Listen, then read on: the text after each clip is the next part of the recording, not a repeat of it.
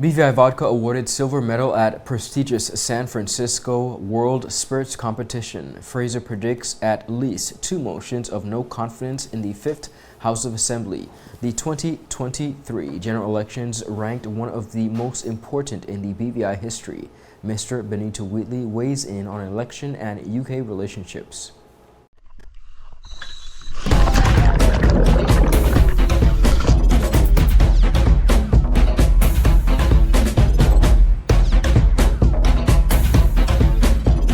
Today, I am doing cobble treatments with Beyond the Reef.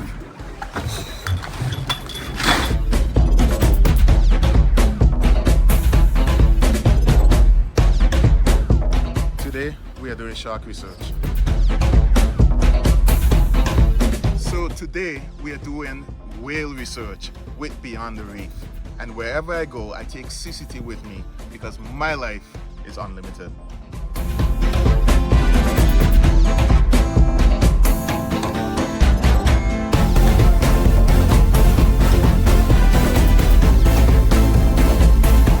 Hello everyone, welcome to this edition of 284 News. It is Friday, April 28th, 2023. I'm Ron Grant, bringing you the latest out of Tortola in the British Virgin Islands.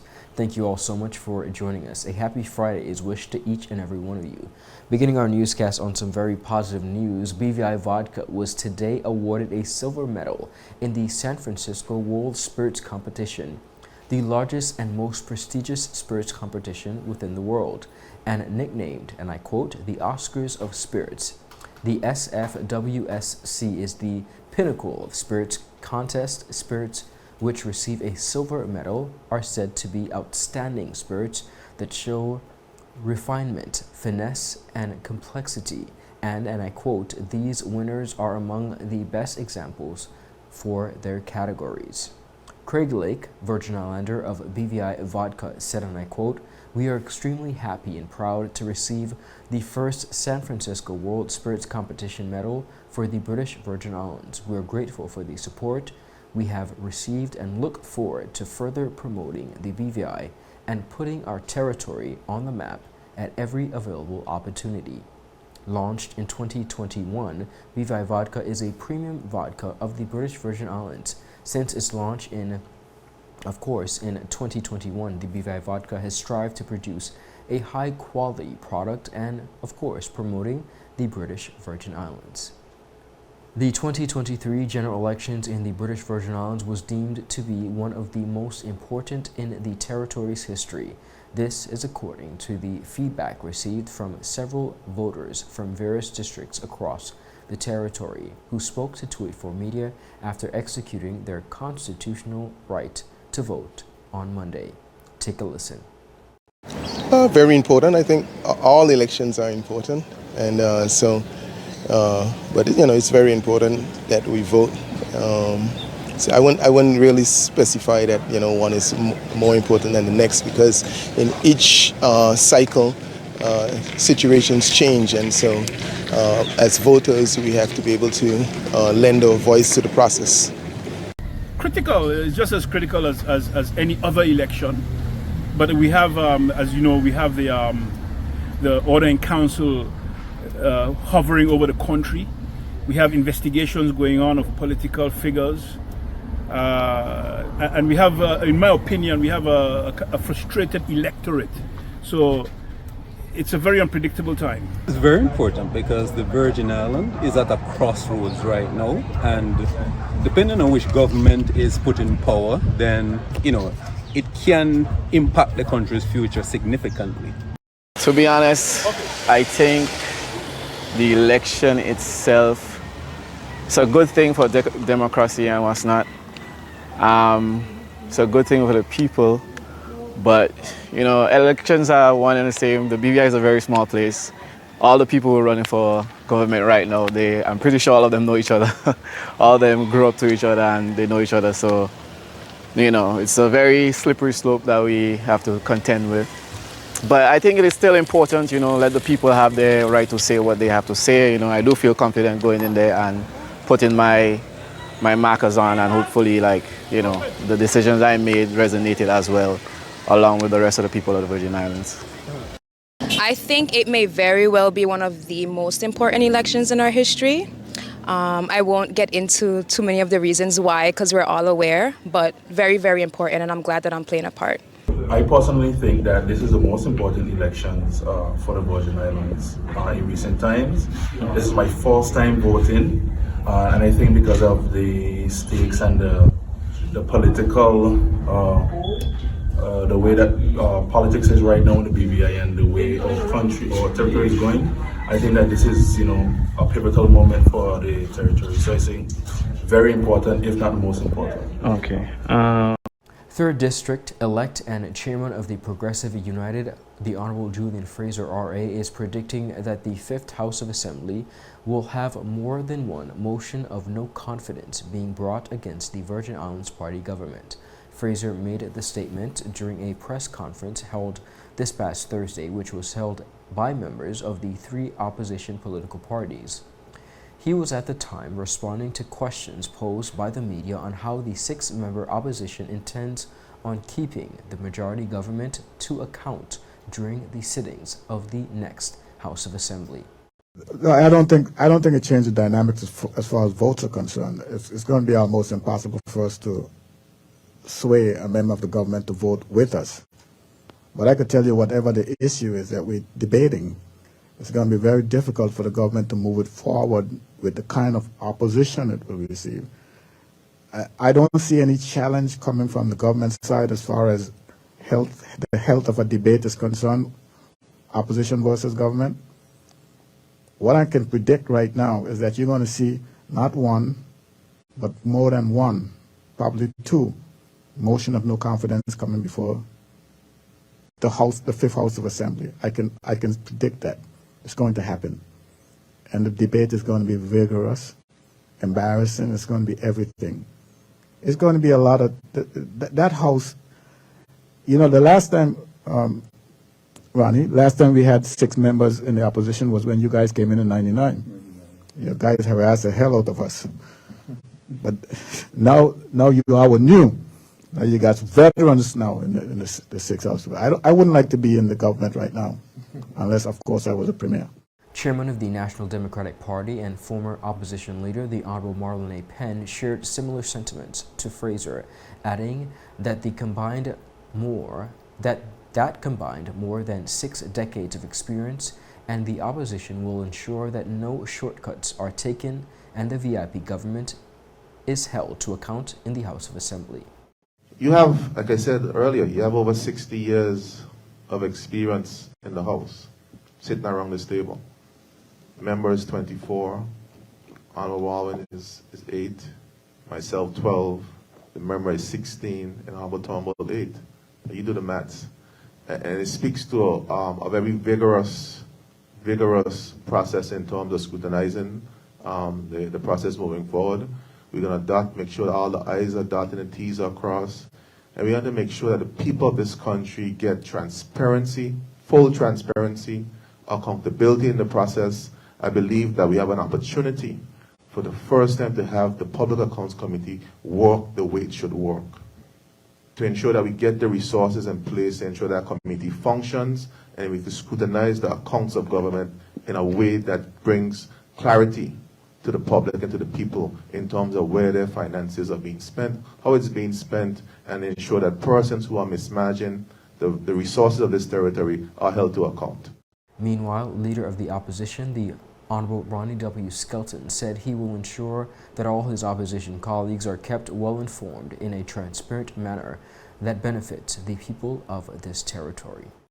All my colleagues, regardless of what party they're in, they will be totally informed on all the issues.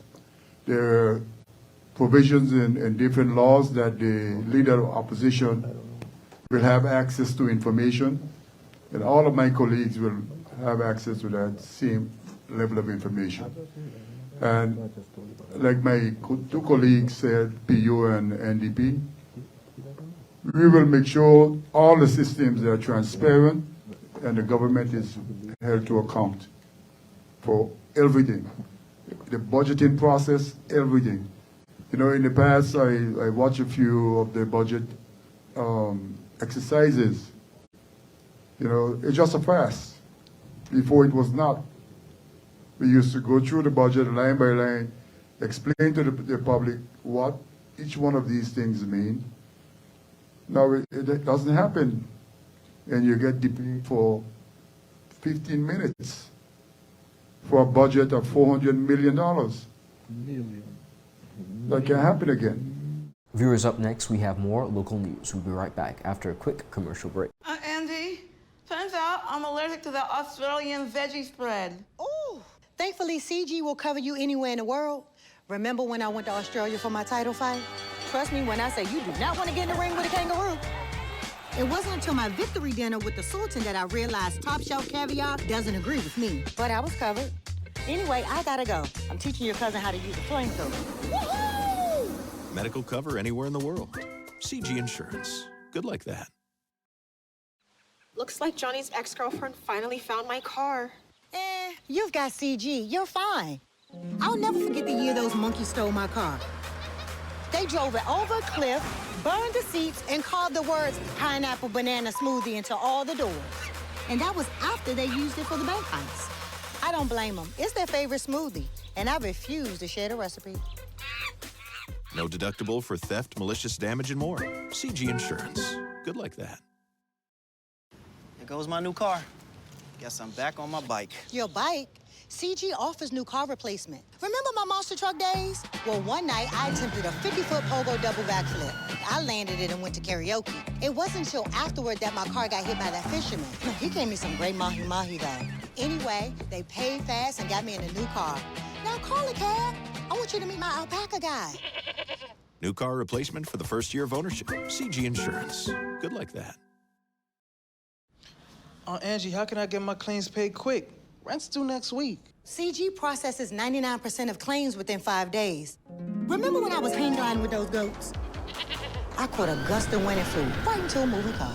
Every appendage was in the cast, and they paid fast and fairly. That's what I get for trusting a man with a mustache and an eye patch. Now I gotta go. I'm meeting the guy who bedazzled my toes. 99% of claims are processed within 5 days. CG Insurance. Good like that. Yep, that's me. You're probably wondering how I got here.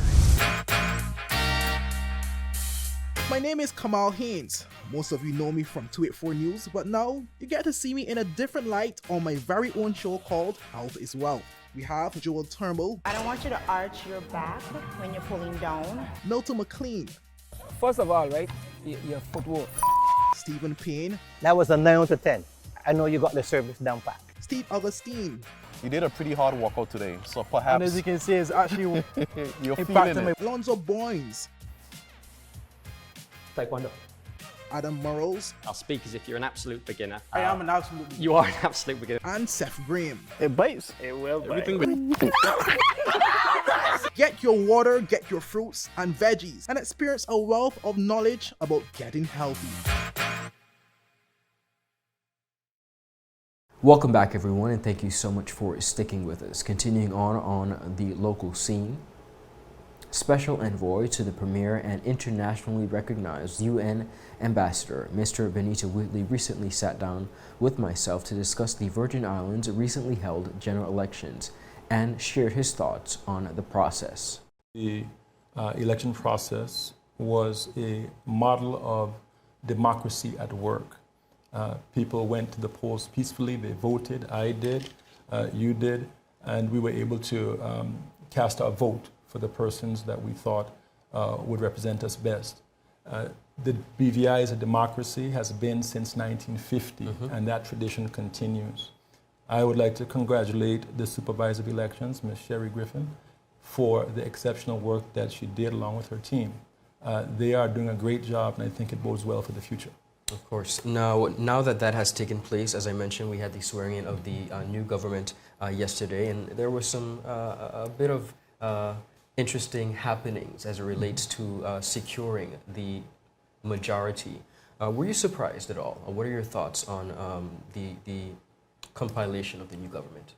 Well, firstly, congratulations to Premier Dr. the Honorable Natalia Wheatley and all of the new members of the government. They hopefully will do a fantastic job. They have a range of persons that have skills. Some of them are new, most of them have returned. So hopefully that will all work out well. Following the election, there was an inconclusive result. No one party got 7 seats and therefore could not form the government on their own. So therefore, they had to come up with a coalition or alliance of some kind to form the government. Now, the Virgin Islands Party won the most seats. They had 6, then PVIM had 3, NDP had 3, and PU had 1. So the configuration was one of 2 things. Either the 3 parties that had 3, 3, and 1 formed a government and with the 7 members there, or one of those parties joined the Virgin Islands Party, successful candidates, to form a government, because all you need is 7. That's correct. And in this particular case, Mrs. Lorna Smith joined the Virgin Islands Party in an alliance to form the new government. He also took time to address the C.O.A. recommendations and the successful completion moving forward. Well, the foundation is there, and this is part of the result of the C.O.A. process, the reforms that have been undertaken.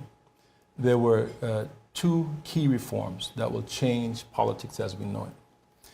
The assistance grants provided via the House of Assembly have now been moved to the Department of Social Development. Constituents will no longer be able to simply go to their representative to ask for financial support for whatever reason. They will be directed to social development. And I think we cannot underestimate how important the assistance grants were to the political process. I agree. The other aspect is this, that assistance grants via the ministries of government themselves are no longer they are no longer done automatically by a minister. There'll have to be very exceptional circumstances for those kinds of assistance programs to be conducted. But this changes everything. If you are a representative of a district or an at-large representative, you now have to work with the government on an agenda to deliver for your district and your constituents. The opposition members will have to work with the government if they want anything done in their ministries. The government will have to work in all the districts via an actual agenda to deliver results. If you are in the House of Assembly, you will have to make your case by advocacy for your constituents.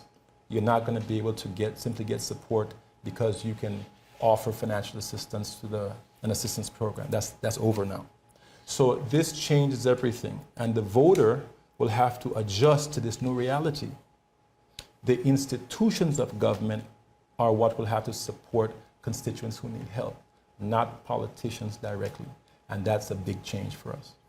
In speaking on assistance grants and the changes made as a result of the C.O.A. recommendations, Wheatley shared this. Well, let's be clear. The Social Development Department has always had that function. Correct. We ran a kind of hybrid social assistance program in the BVI where we have the House of Assembly and the representatives providing support. We had the Department of Social Development, and we also had the ministries of government. So now it's all been shifted to social development, and there's no doubt that there will have to be some capacity building to be able to administer that assistance. What's useful about going through social development is that they have established very specific criteria for who really should receive this assistance based on their need. So means testing is going to be a part of the process. And UNICEF, which is a UN agency that looks at issues like social assistance, has assisted the Ministry of Health and Social Development with establishing best practices in distributing social assistance. That's a good thing. It's not a bad thing. Okay. And I think that what we have to adjust to is that persons who are used to going to their representative to get that assistance will have to now begin going to social development and getting more comfortable with that idea and that process. Additionally, Mr. Wheatley weighed in on their relationship with the BVI and the UK. What the minister said in his letter, that's Lord Goldsmith, Yes. the UK Overseas Terrorist Minister, is that the order in council that's being held in reserve would be lifted by May 2024 if reforms have been implemented successfully. Perhaps even before that, if things are satisfactory. What does the UK want? Well, let's just kind of take a step back and understand what the relationship is. The British Virgin Islands was a colony of the UK. And after the Second World War, it was understood by the international community that colonialism was not a proper and fitting form of governance. It took away the dignity of the people who were subject to it. And so therefore, they made a decision to transition these colonies from being colonies to something else politically that would uphold their dignity, specifically self-government. That was the something else. So self-government of some kind. And there are options for that via the process of self-determination, its independence, integration, or free association. So the UK has a responsibility as the administering power of the overseas territories. This is what the UN provided for post-World War II. And part of their responsibility is to see us develop to the point where we can decide what our final political status is. So they were supposed to provide self-government, help us to develop it, and so that's an ongoing responsibility. So what does the UK want? Well, what they're supposed to want is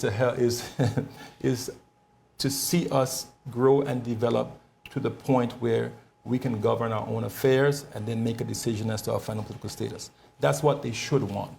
So the process that we're going through now is supposed to be about improving governance. It's supposed to be about getting better systems in place. It's supposed to be about transparency, checks and balances. This is what it's supposed to be about. Now, the tragedy of all of this is not really simply about what the UK wants or what they've said. These are things that we should want for ourselves. I believe many and most people do. Most importantly, yes. And we should have taken steps a long time ago to ensure that all of the right systems, procedures, and everything that defines good governance was in place. However, we did veer off course. I mean, we've had decent governance for many, many years, many decades. That's how we've improved the quality of life here, the standard of living. It's not perfect, but it's better than many places. But we can do much better. And we veered off because we focused more so on the political cycle. We are now in a place where we can put those things in place. We can embed them in our governance. Things like freedom of information. Yes. We need to have a Freedom of Information Act because people have the right to know what's happening inside the government. Of course, there are some areas where things must remain confidential, but when you are spending taxpayers' money, making decisions for taxpayers, they need to be properly informed. They need to be properly informed, so the information should be available. It's their choice if they choose to read it or not, but it should be available. So the UK BVI partnership has to be one that helps us to establish those institutions and to strengthen our governance. Wheatley spoke to the newly sworn-in government and offered suggestions on the way forward. Transparency is something that can always be improved, and we needed much more of it. So going forward, the new government has to push transparency.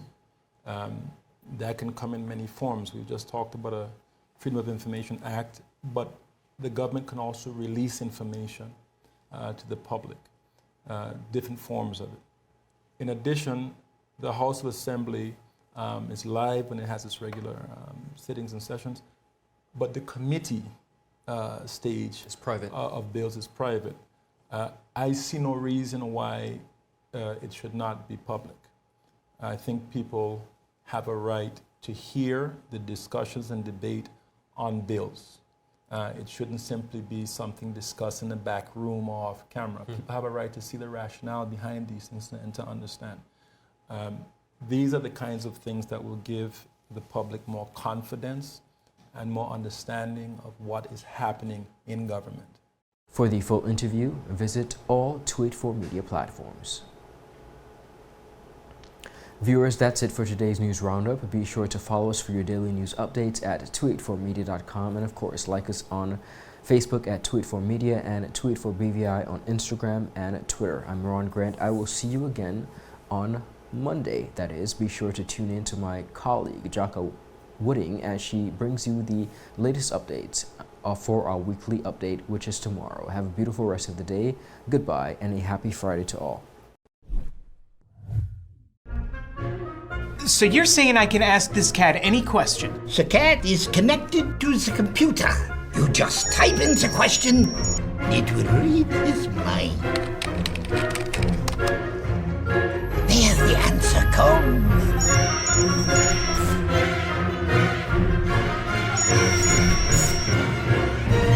You're the man! I've been looking for this for weeks.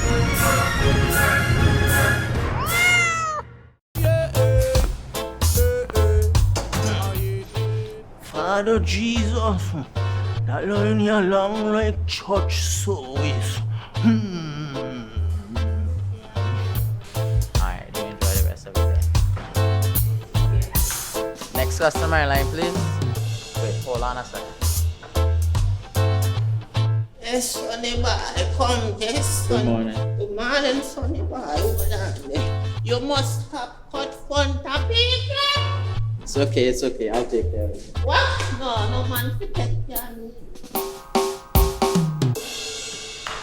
How may I assist you?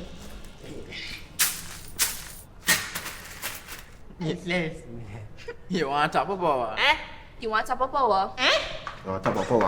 Join the prepaid party with CCT and enjoy more affordable data plans, more top-up promotions, more savings with hero bundles, and more value for your money each and every Tuesday with Top Up Turn Up Tuesday. Visit a CCT store today or anywhere CCT Top Up is sold and top up your phone.